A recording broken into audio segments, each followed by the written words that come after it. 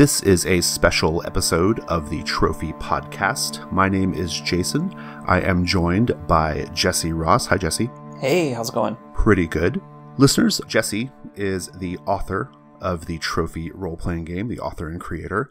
I am the publisher of that game, and we are here to discuss the recently held Trophy Incursion Writing Contest. If you, first of all, don't know what Trophy is a dark fantasy game about doomed treasure hunters seeking relics and treasures in a forest that does not want them there. It is dark fantasy. It has a lot of heavy themes associated with it. It's just good, grimdark kind of stuff. And the adventure structure of Trophy is these packets of moments and conditions and thematic details called incursions. And we held a contest recently for folks to write an incursion for Trophy. And so we're going to talk about the results of that contest today, along with some other cool things. We're going to first begin by discussing our general impressions of the contest, like just how we kind of thought it went and some things we were surprised by. Then we are going to announce and discuss the runners-up of the contest. Then we're going to take a break from the contest to talk about some special Kickstarter-related trophy news. And then we're going to wrap up by announcing and discussing the winner of the contest. How does that sound, Jesse? That sounds amazing. That's what I'm here for. I'm glad. I'm glad you didn't show up for something else. That would be really bad. This isn't Fear of a Black Dragon? That's what I thought I was on. Yeah. All right, the contest. So let me introduce the contest a little bit first. Let's just go all the way back. Trophy was originally published in Codex Dark 2 back in December 2018. Codex is the gaming magazine published by the Gauntlet. And you originally pitched Trophy as basically, I think it was like Symbaroum, but Cthulhu Dark Rules or something right. Like that, right? Yeah. I had been playing around with a little kind of miniaturized rule set based on Cthulhu Dark for playing in the dark world of Symbaroum, and was like, hey, what if we did this, but not this, because it's copyrighted. Right, exactly. And I think we ended up, like, through some discussions, we kind of decided that wasn't maybe the best route for it to go. And so you started playtesting this other version, this like more wholly unique game called Trophy. Yep. And came back. It looked great. I wanted to run with it. I immediately saw its potential as a way of inviting content from other people. I'm very focused in Codex on elevating new voices in terms of like new tabletop role-playing game writers. And so Trophy seemed like a really good vehicle for giving people who maybe, we haven't seen their role-playing game writing yet a chance to kind of get involved and write stuff for the game. I think one of the things that made Fiasco, for example, very successful is Fiasco provided this really nice, simple structure that people could kind of dive in there and start writing play sets for it, Mm-hmm. And I think that helped people understand like what a cool game that was. And, when I saw Trophy, I was like, oh, we can do something with that, And I was happy that you were kind of simpatico with that thinking. And we have been publishing Trophy material ever since. And in August, we published a spin-off game called Trophy Gold. So the contest, which we held in September and into part of October, was to write an original incursion for Trophy, an original scenario. And we are basically judging this contest there's several different criteria. Mainly, I think the quality of writing is a big one. Mm-hmm. How they incorporated the theme of the incursion, because every incursion has a theme that it all kind of hangs on. And how they interpreted and worked with the established structure that you laid out in Codex Dark 2. So that was kind of how we were judging it. And we got way more submissions than we thought we would. And so it took us a bit to get the judging done. But the judging is done, and we are now ready to discuss those things. Impressions? What did you think of the contest? Yeah, I mean, you said this already, but we got way more than we thought we would. I thought maybe we'd get 20 to 25, and we got twice that many, which is incredible. 50 entries is an astounding number for a relatively new game. That was kind of the first thing that I noticed is like, wow, this is a lot. And then once I started getting into them, just the talent and the sheer quality of the writing kind of across the board. There were so many that were really good. I know you probably had similar thoughts too, right? I did, yeah. I mean, I was also very surprised by the number of entries. I think we talked about it once, and I had kind of spitballed about 25 based off contests that we had held previously for the Discern Realities podcast, these Dungeon World writing contests. And I thought, okay, given the length of the incursions and kind of my established history with running contests like this, I think we'll get about 25. To get 50 was amazing. I mean, it was really, really amazing. It was a little daunting, but it was awesome. And you're right. The quality of the entries was so high. I ended up having a list of 17 finalists. That's a pretty good ratio. It is, yeah. I had 17 entries where I was like, any one of these could win because they're that good. They are of a quality. They tick all the boxes, and they're of a quality they could win the contest. And even honestly, outside of those 17, there were a great number that were very, very good, but they were maybe just a little bit weaker in one of the judging areas, you know, but were otherwise very strong, very solid, very playable incursions. And so that was very, very impressive. I mean, people took the contest really seriously, which was gratifying and exciting. I know there were, only after the fact did I find this out, but there were a few authors who went through multiple rounds of playtests. It was very clear that people did a fair amount of research into whatever their topic or theme was. There were some that felt really personal, which was really gratifying to see as well. And then there were a few that, though we said kind of play within the bounds of the contest or of the kind of standard incursion format, there were a few that went kind of far afield from that, and that level of experimentation was really cool to see as well. Yeah, the experimentation was probably one of the most fascinating aspects of this for me. I kind of got the impression that like some people who submitted their incursions were conscious that they were submitting something that probably didn't conform to the guidelines of the contest, right? But they just wanted to do it, right? Yeah. And I respect the hell out of that. I mean, the point of this contest is not like who wins and who loses. It's like just to engage with it, right? And to like see what you can come up with and to get creative, you know? Some of the experimental ones that really caught my eye, for example, A House in the Forest by David Morrison, which was this... It wasn't really a standard incursion. It was kind of vaguely structured like one, but it was this like really sad, personal family drama about a funeral, you know? And I was like, boy, this could play out over the course of like 4 or 5 sessions, right?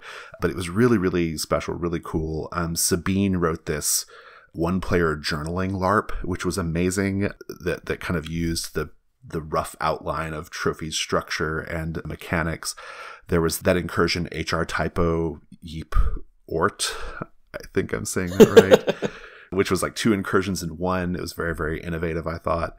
There's a bunch. There's one I can't remember the name of. It was like a city. It was this really like elaborate like city setting. It was almost like a little mini setting book. And I can't remember the name of it, but it was really cool. Yeah. And then there were a lot of just, even playing within the bounds of standard Trophy, a lot of nice experimentation within that as well. Like taking in some of the conditions and moments and interweaving those throughout the overall game.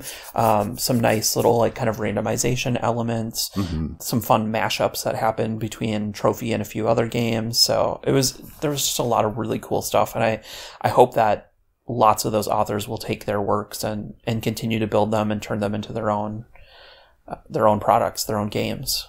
Yeah, I agree completely. One thing I thought was really interesting about the contest, somewhat piggybacking off that, there were so many new writers. There were several people, probably, I don't know, probably even more, but there were at least half a dozen that I spoke to after the judging who were like, I'd never written anything for a role-playing game. And a couple instances is like, I've never written anything, period. This is my first foray into creative writing. I was really touched by that because you know that like a major goal of my role-playing game career, such as it is to help broaden the pool of creators, right? And to like help elevate new voices and that kind of thing. So to see that people were able to take the Trophy framework and be inspired by it enough and comfortable enough to work with it and to create something for the first time was amazing. Yeah. I am really proud of how that framework has been so accessible for people to jump into the game. I think it really demystifies the process of game creation for people, right? Because they don't have to think about the rule set. They can really focus on producing really good content that really hits theme and make something that is beautiful and that works. And I'm really proud of that and really proud of the work that everyone did. Awesome. Let's move on to the runners up. Let's not keep them waiting anymore. Let's not keep them on the knife's edge. So, listeners, because the overall quality of the entries was so high, we were originally going to do 2 runners up, but we thought, let's just have 3. We could have done like 10, but we limited ourselves to 3 runners up. Each of the runners up will win $50, and I think each of the runners-up will also be getting a knock on their door from me about getting their incursion published in some form or manner. But let's just take them in order. I don't want to announce them all at once. We'll just announce them one at a time as we discuss them. Yeah. So, Jesse, who was the first runner-up? Which is to say, the first of the 3 runners-up, not the first runner-up. Yeah. So the first one on our list is A Warm and Pleasant Hum. Yes, A Warm and Pleasant Hum by Michael Van Vliet, I believe, is the author. A Warm and Pleasant Hum. What'd you like about this one? So I think first we should just say the theme is bees, and there are a lot of bees in this. There are. It is bee as fuck. It's very yes, funny. It is. I think, like you, probably read the incursions just in alphabetical order because that was just the easiest way to get through them all and make sure I didn't miss any. So this was one of the first ones that I read just because it's towards the top of the list. And I kept going back to it. Like, I kept thinking about it, and it really kind of wormed its way into my brain, which was indicative, I think, of a really good incursion. One of the things that hit me right off the bat is just how powerfully language is used throughout this. It's a bee incursion. The idea is that you're going into this place called the Humming Woods, which sounds fantastic and terrifying, to look for the 6-form heart. Another great name. And encounter the mother of millions. Like, all of that is just so perfect. So good. I was like, trophy. Like, all that is, this needs to live in the world of Trophy. It opens with a series of, like most incursions, a series of moments and conditions, and some of the moments are just beautiful. Like, one that I called out here is a circle of 6 animal skulls arranged by some strange intelligence. Large, small, bear and rabbit, elk and squirrel, human and child. Yeah, that's a good one. I had that one highlighted in my notes too. I was like, oh, that's so good. I have a thing about the number 6 within Trophy. Like, I weave the number 6 into lots of different places. Despite the fact that we have 5 rings, the number 6 shows up lots of places. To see the number 6, like, I don't know if Michael, like, picked that out, like, sussed that out from some of the other incursions that I wrote, or if it was just a lucky thing because of bees and the number 6 and their 6 legs and insect things. But that really, like, touched me and was like, oh, it just feels really right. So I loved that. I've probably run the game more than anyone, right? Mm-hmm. Maybe not as much as you, but I've definitely run it a lot. And that's one of the powerful things about the incursion structure is the way that the theme and the details kind of burrow into your brain, even in like a subconscious level. Mm-hmm. Lowell talked about that in the debrief of the actual play that's in this podcast feed. He said, I was amazed at how well we were reincorporating and honing in on little tiny details. And I was like, yeah, that's what it does. I mean, that when you're operating with theme as your major motivator, that's what happens. That's what it does in literature, right? It's the same thing here. Yep, exactly. And then once the incursion opens, it starts with this feeling of desperation right off the bat. So you're encountering this group of apiarists who are also trying to seek the 6-form heart and are down on their luck and things go bad. And that desperation that they have is so palpable and just weaves throughout the rest of the incursion. Yeah, I agree completely. I'll say that the theme of bees is incorporated in really, really interesting ways. There's the very obvious ways, like the fact that there are loads of bees. Yep. But also some very, very subtle ones. For example, and I think I called this one out in my little mini review thread that is actually still ongoing on Twitter. One of the conditions is called passivity and, quote, a conviction that a single violent act is always followed by personal destruction. How good is that? I mean, It's so good. Yeah. Those are the kinds of details that stuck with me. And like you, like the language, the use of language was so powerful, so strong in this incursion. And it followed the structure really well. I mean, it ticked all the boxes as far as that goes. Yep. There were parts of it that had this, like, I've been lately very into like the sort of daytime horror, you know, the full sunlight horror. Right? I think Midsummer kind of like has got that exactly. in my brain right now. And this has a lot of those moments. For example, there's this one moment, it's in one of the rings, where we're told that, quote, one of the party members has so many bees buzzing about their head that it resembles a seething crown in motion, a humming halo entirely different from the ragged swarm that bedevils everyone else. I mean, just visualize that happening in full daylight, and just that almost like strangely religious moment. And that that's the power of this, right? Yeah. The Trophy Incursion format, each ring follows kind of certain criteria. There's certain boxes that it's supposed to hit. And at that point, the party members should be sort of questioning each other's loyalties and whether they trust each other or not. And that's such a powerful way to set everyone against each other, right? Is just these bees forming this crown. I love it. It's beautiful. And I think you can compare it to the more common types of things you see in Ring 3. It's Ring 3 that you're talking about. Yep. Is like, oh, that person has a thing in their backpack that you didn't expect, or oh, why don't you trust them? You know, or like, what about their drive makes you not trust them, or whatever. It's very like, not mundane is not the right word, but it's like very terrestrial, right? And this is like strange. It's divine. It's like it's magic, and it's pretty cool. Yeah. I'll say that there's really fantastic use of questions in this one, and the way the questions help flesh out the actual world, I think makes it feel very grounded in a world, hopefully in the world of Trophy. For example, there's one where they're looking through the canopy of trees of the forest, and they're asked about the shapes of the constellations and what they mean. I love that. I thought that was so great. And the last thing I'll say, and I think you had this on your notes too, the finale is good. The finale is so good. It's bonkers. Like, what do you love about the finale? So the sort of transition from Ring 4 to Ring 5 becomes this like really wild kind of Mission Impossible style stealth disguise mission, which I thought was really great. I was not expecting that. And then once you get there, I think the normal expectation would be like you encounter the queen and you steal her stuff, and it's not that. It's like that's there kind of, but that's not what it's about. It's like pushing bodies into this like tight, constricted, immobile, but highly active space. And it's just, oh, it's so delicious. It's really good. Yeah, it's fantastic. Well, is there anything else you want to say about A Warm and Pleasant Hum? I love it. And I'm so excited that we get to name it as one of our runners-up. Absolutely. So congratulations, Michael. Okay, Jesse, what is the second of our 3 runners-up? The next one is Gift of the Sea.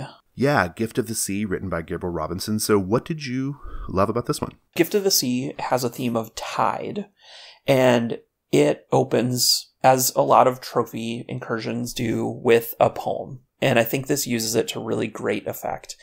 Gabriel wrote this kind of, it's not even a poem, it's more of like a song or a sea shanty, right? Yeah. It just sets the scene beautifully. It's this like poetic, lyrical, tragic opening that tells you about this idea of green tide, which is in this village where this incursion takes place. Before the kind of fishing season happens, the local villagers create an effigy in the shape of a young woman, fill it with treasures and bounty, and then cast it into the sea in hopes of a good year of fishing. It's just perfect folklore, and the song tells you the story of what green tide is and what's going to happen, and it's beautiful. I love it. Yeah, that's poem/song. It captured me right away. I read that and I was like, oh, like you've got my attention. You know, I was like, you have definitely got my attention. And what I really loved about it actually was the poem kind of puts you in the mood, and then it's actually further fleshed out in an intro as well. So there's like an intro that follows that gives some grounding and structure to the events of the poem. And I thought that was very, very helpful. By the time you read both, you are locked in, like you're ready to go as far as like what the feeling, what the flavor, what the setting of this incursion is going to be. And I think that makes it a really powerful incursion because, you know, in a trophy incursion, structure is everything. And I think a good introduction goes a really long way toward helping you understand how to proceed, especially as the GM, right? And so I very much appreciated that. I will say that the thing that probably captured me the most about this incursion, Gift of the Sea, is the sort of nautical, oceanic details. Mm-hmm. I am a sailor, or a former sailor.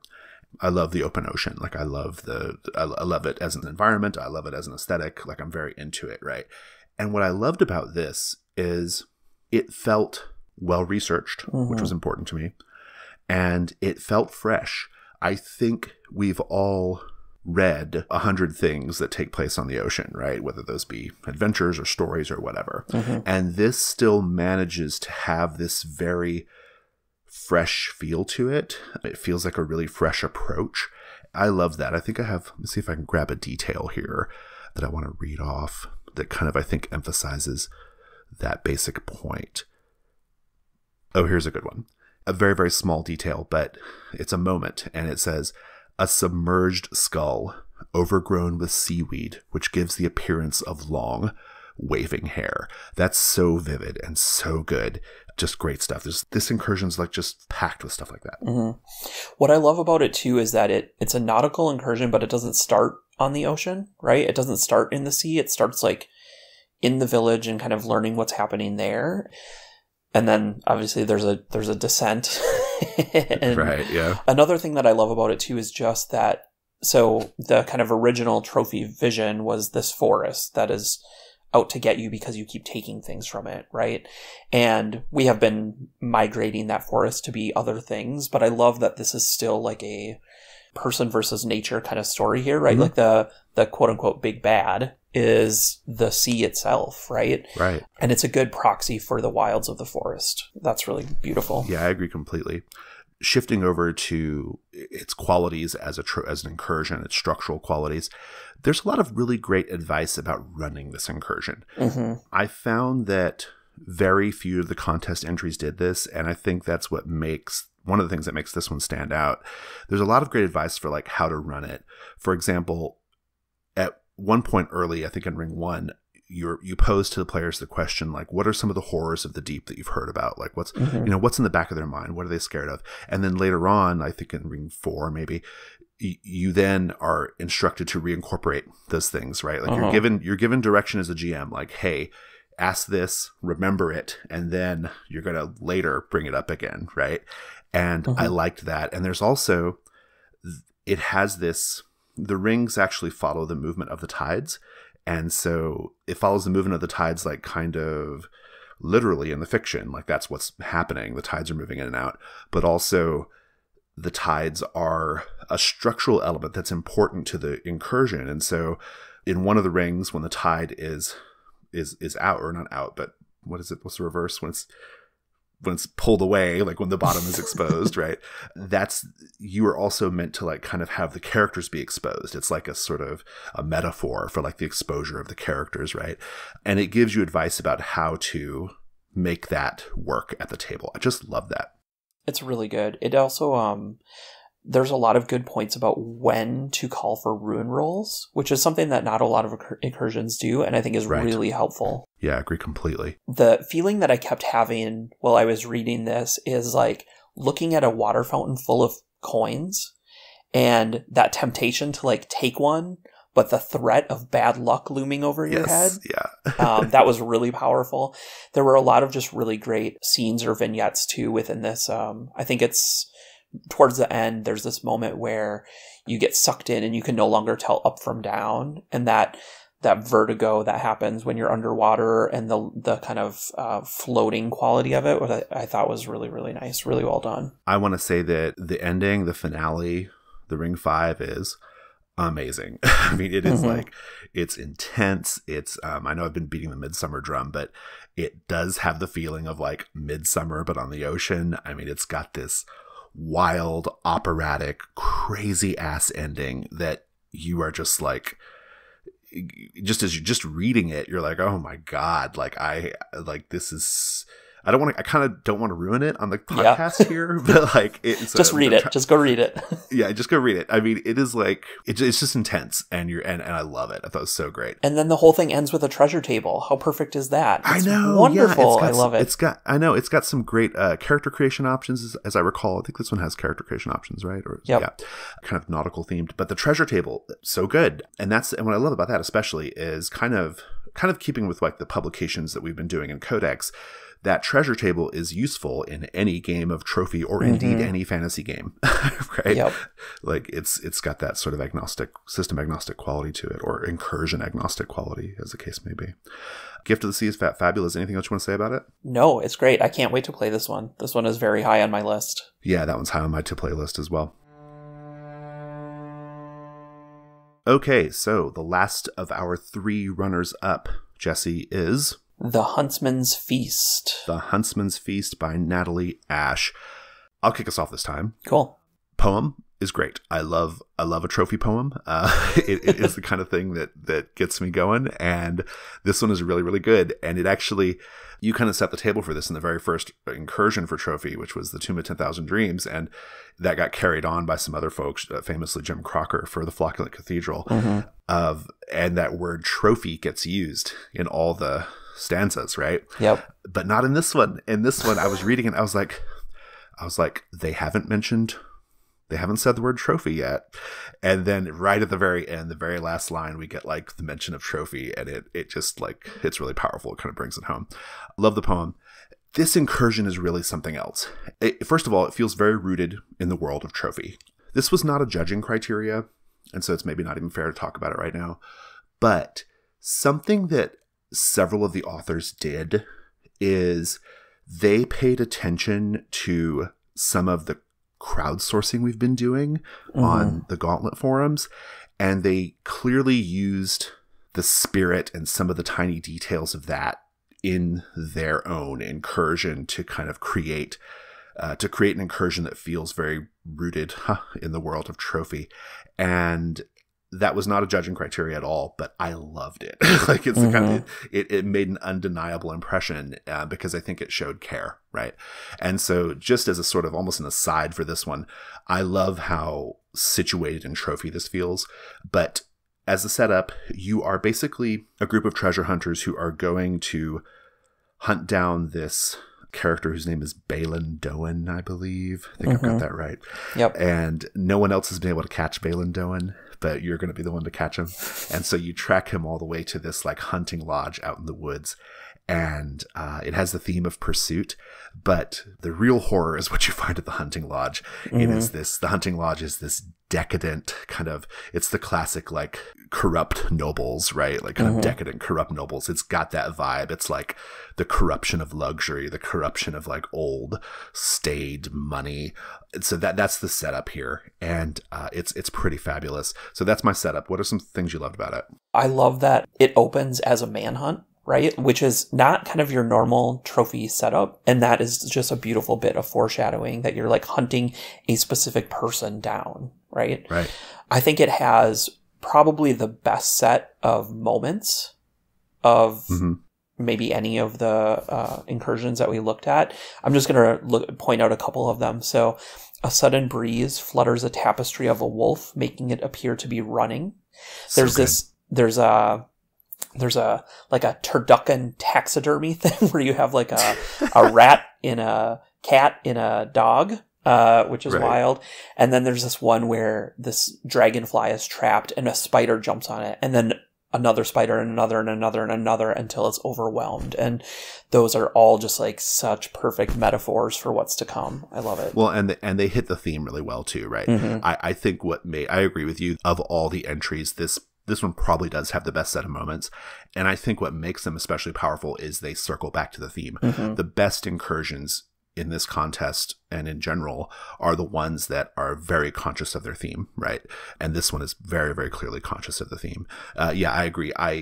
One of the things that I really loved about this particular incursion was kind of a surprise, actually. It's not something that I was looking for in an incursion.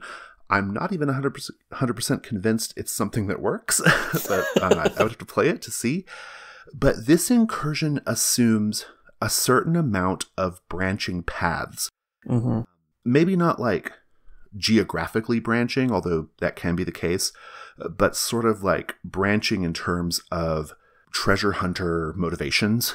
Mm-hmm. And so, like, for example, the conditions are divided up roughly based off of the motivations of the treasure hunters, right? And I thought that was very, very fascinating. And there's a few points in the incursion, in the rings, where it's like, if they do this, then this, or if they do this, then this, right? Mm-hmm. And not many people did stuff like that. It's got more of a traditional sort of adventure feel. I mean, the trophy incursion is typically like the, you know, kind of the raison d'etre of it to some degree is the linearity of it, right? Mm-hmm. But this felt like a linearity with like just some branching on the margins, like some possibilities on the margins, which I thought mm-hmm. was really fascinating. I thought it was super smart to include those branches because all of those branches reinforce the theme, right? You're grouping people into hunters or hunted, right? Into predators or prey, and that constantly reinforces the theme, right? All of those branches are just to say, which of these two groups do you fit in? I think that's why it probably works. You know, again, mm-hmm. I'd say this having not played it, and I don't know if Natalie play tested it or not, but I think that's probably why it will work. Another thing, this is more of just like a feeling, right? But this incursion has a really palpable sense of dread to it, mm-hmm. right? I mean, in the way that like a really good slow burn horror movie does, this has this sense of dread hanging over it. And one of the best moments that I think really hammers this home is at a certain point you arrive at the feast, the eponymous feast, right? Where there's a bunch of people sitting around a table and they are doing debauched things or whatever, right? You're told in the incursion that there isn't enough space around the table for all of the treasure hunters to be sat together. Mm-hmm. And so they have to split up, right? And that is so good. I mean, that is, it's a small detail, but it's indicative of what I'm saying here, which is like throughout you're being kind of twisted around and you're being kind of threatened, right? And I loved that just general feeling of the incursion. Mm-hmm. I think it also reinforces that just in the subtle changes of setting, right? Like you're going on a manhunt and the first place you start is this manor house. Like there's this sense of kind of like a civilized place. Mm-hmm. And then it descends and descends and descends and transitions from that sort of civilization into the wilds. And I thought that did a really good job of reinforcing the dread too. Another place where that happened is in Ring 3, when the characters are sort of at this party, there are lots of different things they can do. And at one point, one of the characters can have their tarot read. Yes. Yeah. And the cards come up blank. All 3 cards come up blank. And the right. person just walks away saying, I'm sorry. It's terrifying. It's so terrifying. Yeah, it's great. Last little thoughts here on this one. It has literal trophies, which is great. True, there are yes. small silver elk statues throughout it, which are really great. Yeah, absolutely. Oh, one thing I'll say about this. This is not really like a judging thing or whatever, but I want to see the Trophy Gold version of this incursion. Mm-hmm. Trophy Gold, for people who don't know, is the sort of expanded... That's fair. The expanded, more traditional fantasy adventure version of Trophy. And it assumes you're doing like dungeons. It's not the linear incursion structure. It's more of a traditional dungeon type structure. I would love to see the Trophy Gold version of the Huntsman's Feast because I think it really wants to be, right? Like it really wants to be like expanded to be this like location based adventure, right? Mm-hmm. I hope Natalie will consider doing that because I think that's I think that would be really fabulous for this. Yeah, fully agree. Well, let's offer congratulations to our 3 runners-up, to Michael, Gabriel, and Natalie. Your incursions were, I can't emphasize this enough, the difference between those 3 and the eventual winner is razor thin. I mean, it is like, mm-hmm. it is super razor thin. Any of those 4 were like the tip top of the contest. So congrats. Shall we move on to our non-contest business? To the mystery? Yes. Let's do it. the mystery we've been teasing for weeks and weeks on Twitter. So this is we'll get to the winner in a moment, listeners. We're going to take a break here and talk about some very important details related to the Trophy Kickstarter, which is early next year. So we have been saying here and there that we are going to be doing a hardcover book, a hardcover book for the Trophy RPG. And we're going to be kickstarting it. I don't think it's any secret that like a lot of what we've been doing has been kind of like leading up to the Kickstarter, right? But that is somewhat misleading because it's not, in fact, a hardcover book that we are kickstarting. Jesse, what, in fact, are we kickstarting? We are kickstarting 3 books, in fact. 3 books. 3 books. So, Classic Trophy, which is now called Trophy Dark, the OSR-like Trophy Gold, and our third in this set, Trophy Loom. Loom. I love it. Trophy Dark, Trophy Gold, Trophy Loom.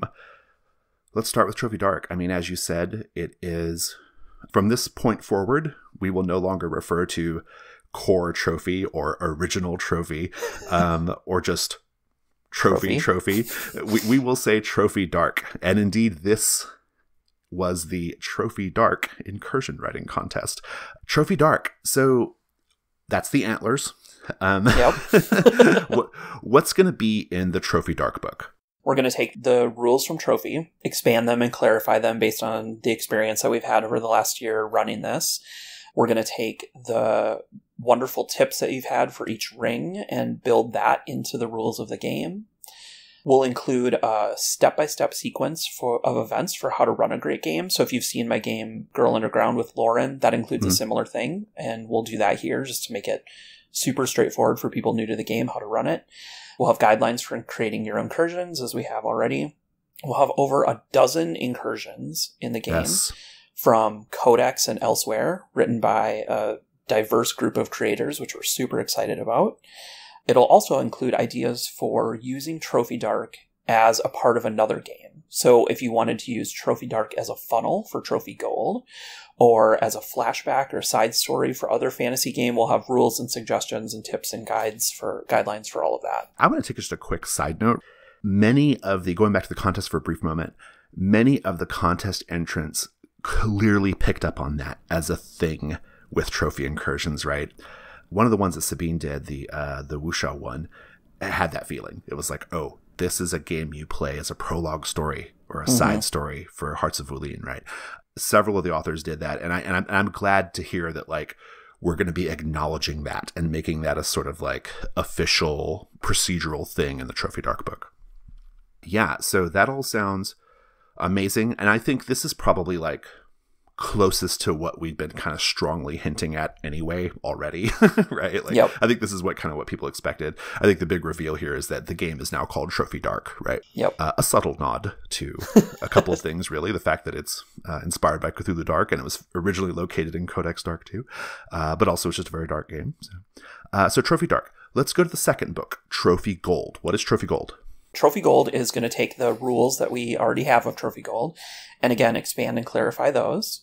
And then we're also going to add rules for journeying to and from the dungeon, which is currently being written by Dan Felder and myself, and some expanded back at home rules, which Jason is writing, which we're super excited about. Yes. This will also have some more tips for running the game.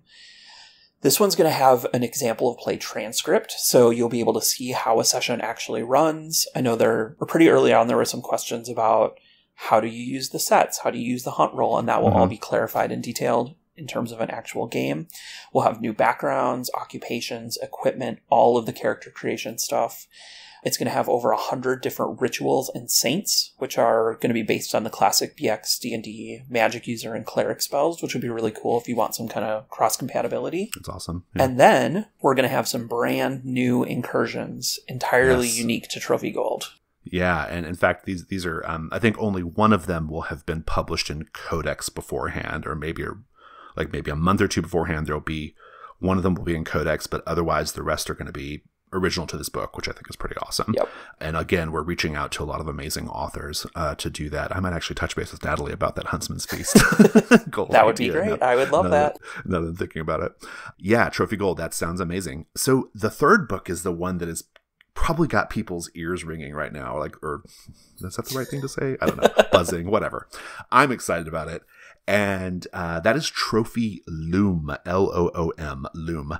Listeners, you may have, if you're paying attention to the sort of trophy goings on, you may have seen Jesse's little hash weave cloth logo thing, which is what that was a reference to. What is Trophy Loom? So Trophy Loom is not a game. It is actually going to be a setting book for the world of Trophy. It will outline kind of all of the major places and people and strange creatures of the shared world that we've been building up between Trophy Gold and Trophy Dark.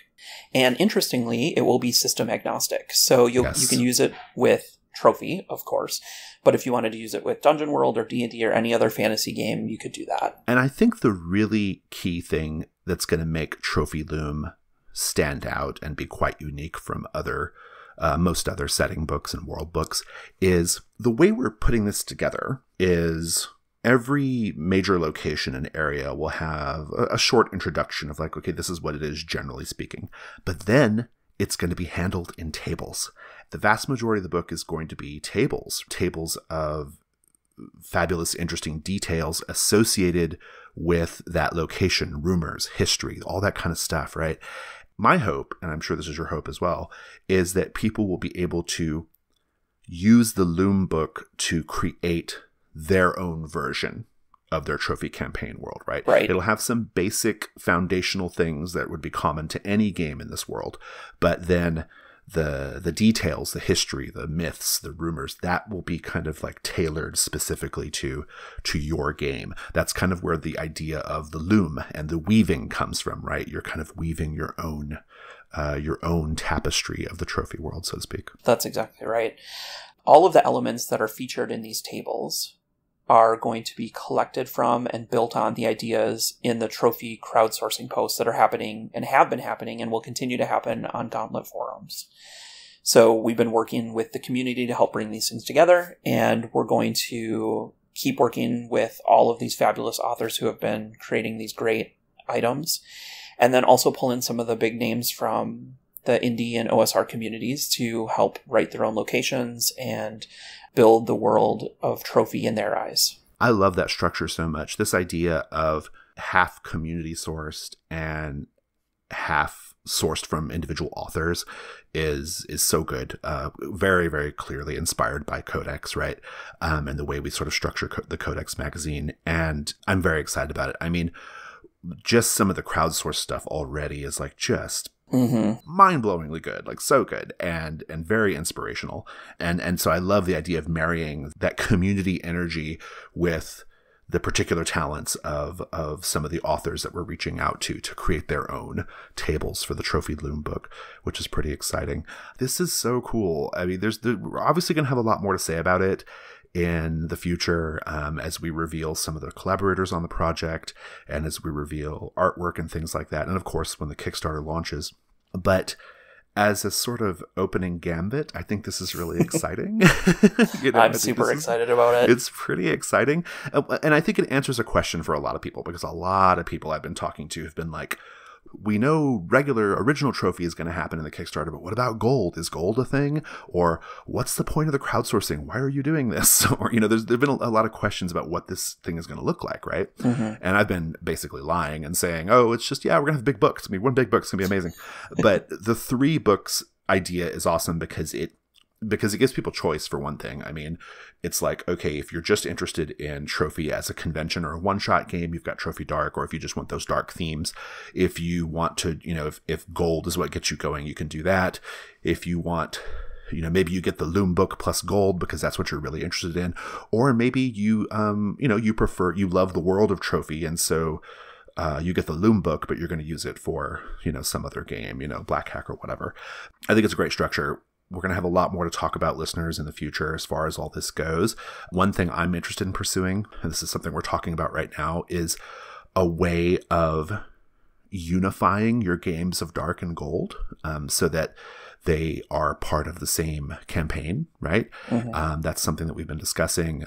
Just, there's a lot of like irons in the fire, but as a basic structure, I think this 3-book structure is going to be really exciting for people. Is there anything else you want to say about that before we move on? keep your eyes on the trophy email. Yes. Sign up for the newsletter, follow follow our Twitter accounts and all that stuff, and you'll get all the details. The winner of the contest, of the 50 entries, this is the one that we chose. And I want to say here, this was a really difficult contest to judge in general. Like I said, I had 17 finalists. I mean, I presented my list to Jesse that was like, here it is. It's like almost half the entries, but okay. It was really tough. There were so many incursions that were so well done and just really wanted to be played and noticed, right? And that still stick out in my memory. Just rattling off a couple more. Some great, intense, gruesome horror incursions like Clever Fingers and The Plantation. Matthew Graveland wrote this really fascinating, like, psychological journey incursion called Delving Deep, which was like fascinating and challenging and really, really, really wild. Some of them were very slim and sparse and just used very, like, delicate, minimal, almost poetic language to get their point across. There were some great science fiction incursions. We haven't talked about any of the science fiction ones today, but there were probably 3 or 4 science fiction ones, which I think were really boldly going where no incursion has gone before in terms of like what you can do with the trophy structure, right? So just a lot of commendable efforts, a lot of amazing things. But the winner of the contest, Jesse, is Southern Holler. Southern Holler by Linda Kodega. Yes, Southern Holler. So I said it was really tough to judge, and it was. But when Jesse and I presented our lists to each other and we saw what we had in common, we zeroed in on Southern Holler as the winner pretty quickly, actually. Mm-hmm. The 3 runners-up were also right up in there, but we landed on Southern Holler as the winner fairly quickly once we kind of compared our lists. What was so great about Southern Holler? So Southern Holler, the theme is secrets. One of the things that was noticeable right off the bat is that this does not take place in kind of your standard medieval-ish fantasy setting of Trophy. This takes place in the mountains of Appalachia. Yeah. And it's very American and very fantastic. Just filled with beautiful folklore woven throughout. It feels lived in, and it feels real, and it feels deeply personal. And I love that. Yeah, I agree completely. Just staying on a kind of higher level here, I guess. My feeling as I was reading Southern Holler was I had a very profound emotional connection to it. Mm-hmm. Same. I'm not from Tennessee or West Virginia or any of those places. I don't know that environment super well. I've driven through Appalachia. I'm going to Dollywood at Christmas time this year. I'm a big Dolly Parton fan. I had a really strong emotional reaction to this incursion. I have that folklore tradition I have in my family because I'm Mexican American. And so I connected with it in that way. I was actually listening to that new Dolly Parton podcast that's really popular right now. It's called Dolly Parton's America or something like that. We'd already chosen the winners and stuff by this time, but I was listening to that, and one of the points they made is that some of Dolly's older songs, particularly Tennessee Mountain Home, you don't have to be from Tennessee for it to make you long for home, right? It's that kind of emotional response. And that's the kind of response I had reading Southern Holler. Like, I just had this like really, really profound emotional response to it. And I think that's the major reason why it stuck with me, but it's also just really good. I mean, getting down to brass tacks, it's a really, really good incursion. So that was my emotional bit. What else did you like about it?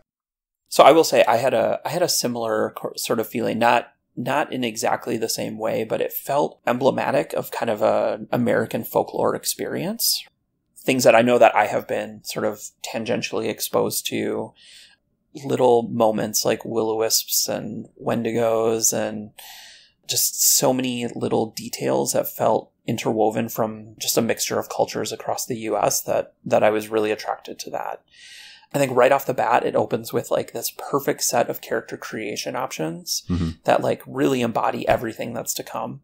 They're fantastic. I agree completely. A couple that I had highlighted as really, really selling the setting, right, is the Foxfire Lorist, right, and the Zealous Snake Handler. And one of the rituals, I can't remember the name of it, but one of the rituals, you summon a long dead snake. I mean, that's so great, right? Because it's rich with storytelling potential, right? Like, what does that mean to summon a long dead snake? I don't know, but like, but you want to know, right? You want to figure it out, right? That's the fun of it. At every point, Southern Holler is selling its setting and just pulling you in and pulling you in and pulling you in, like with every moment, with everything that happens in every ring. We're going to get to it, but that fabulous encounter table at the end, like every bit of it is just like, it's constantly pulling you in with details like that. It's one of the few incursions that includes a bestiary, which was really nice. Yes. Yeah. With lots of good folklore touches. Yeah. I rolled one up. It's a table-based bestiary, and I rolled one up and I got a diseased, quivering giant raccoon asking to bargain at crossroads. I mean, that's so good. Yeah. Yeah, the bestiary is great. There's a table near the end called 36 Haunting Encounters. It is dynamite. Every entry stuck with me. Every entry suggested a much bigger world.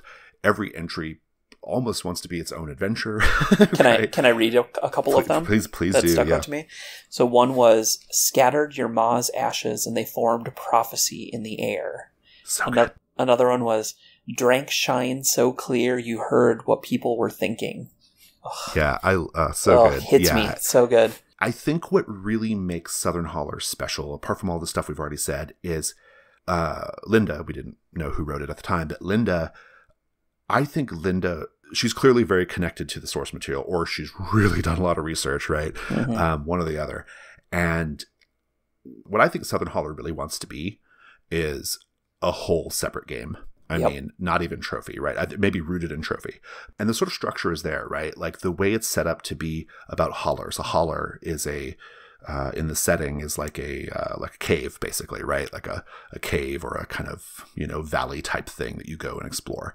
And I think a sort of historical or contemporary American dungeon crawl in this setting in Appalachia, with the dungeons being different hollers, is amazing. I would give so much money to that game, right?